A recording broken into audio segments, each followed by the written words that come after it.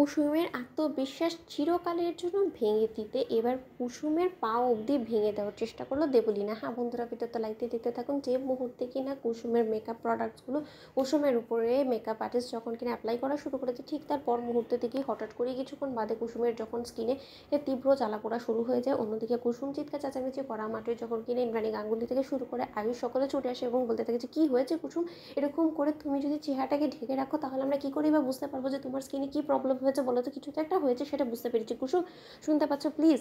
ঠিক সেই মুহূর্তে কুসুম অবশেষে হাত সরানো মাত্র যখন কিনা কুসুমের স্কিন সম্পূর্ণরূপে পুড়ে যাওয়া অবস্থায় দেখি রানী গাঙ্গুলি যখন কিনা ঘাবড়ে যায় এবং বলতে থাকে যে ও মাই গড কুসুম, এবার কী হবে?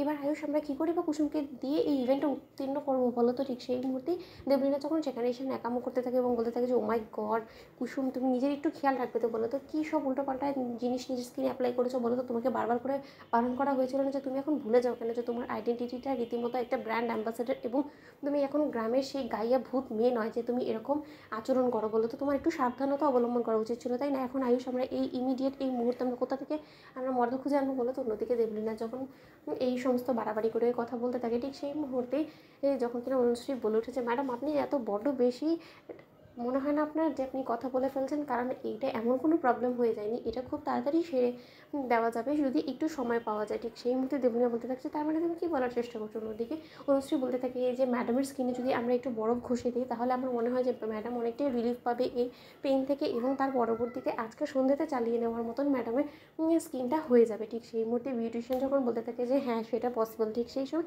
দেবলীনা বলতে থাকে যে এই সমস্যার সমাধান করে দিতে পারলে অনুশ্রী এবার দেখো আমি কী করি। কুসুম কোনো মতে যাতে র্যাম্পে হেঁটে যেতে না পারে তার জন্য কুসুমকে আমি একদমই হুইল চেয়ারে বসিয়ে দেবো, তারপর আমি দেখবো যে কুসুম কী করে নিজের হারিয়ে যাওয়া আত্মবিশ্বাস ফিরে পায়। অন্যদিকে আয়ুষ বলতে থাকে কুসুমের দিকে হাত বাড়িয়ে, কুসুম তোমার যে কোনো বিপদে তুমি সবসময় আয়ুষ্মান গাঙ্গুলিকে তোমার পাশে পাবে, তাই লোকে যত চেষ্টাই করুক না কেন তোমার শত্রুরা তোমাকে দমন করার চেষ্টা করবে, কিন্তু আয়ুষ্মান গাঙ্গুলি তোমার সঙ্গে ঢাল হয়ে দাঁড়াবে এবং সে কোনো মতে তোমার উপরে কোনো রকম কোনো বিপদ আসতে দেবে না। অন্যদিকে যখন কিনা কুসুম নিজের কস্টিউম চেঞ্জ করার জন্য ওয়াশরুমে যেতে নেয়, ঠিক সেই মুহূর্তে এই সুযোগটাকে কাজে লাগিয়ে দেবলীনা যখন কিনা কুসুমকে ফেলে দেয়, অন্যদিকে কুসুমের তীব্র ব্যথা অনুভব করতে থাকে কুসুম পায়েতে এবং তার পর মুহূর্তে আয়ুষ বলতে থাকে যে কুসুম এরকম করে হেরে গেলে চলবে না, তোমাকে উঠে দাঁড়াতেই হবে। আমি মানছি যে তোমার পায়ে বড্ড বেশি যন্ত্রণা করছে এবং এই মুহূর্তে হয়তো বা তোমার মনে হচ্ছে যে তুমি কোনো মতে হয়তো বা র্যাম্পে হাঁটতে পারবে না, কিন্তু আজকে যা কিছু করেছে দেবলীনা সেটা আমি সমস্তটা সিসিটিভি ফুটেজে দেখেছি, কারণ আমি খুব ভালো করে জানতাম যে শত্রুরা কিছু একটা করার চেষ্টা করবে যাতে করে তুমি র্যাম্পে হাঁটতে না পারো এবং এর জন্য আমি চোখ দিয়ে বসেছিলাম সেই সিসিটিভি ফুটেজের উপর এবং সেখানে স্পষ্টরূপে আমি দেখতে পেয়েছি যে সম্পূর্ণরূপে দেবলীনা ইচ্ছাকৃতভাবে তোমাকে ফেলে দেওয়ার চেষ্টা করেছে, কিন্তু দেবলীনা জানে না যে আজকে যে করে হোক না কেন ও তোমাকে কোনো মতে দমাতে পারবে না। তো বন্ধুরা, একদম শেয়ার করে সাবস্ক্রাইব করো।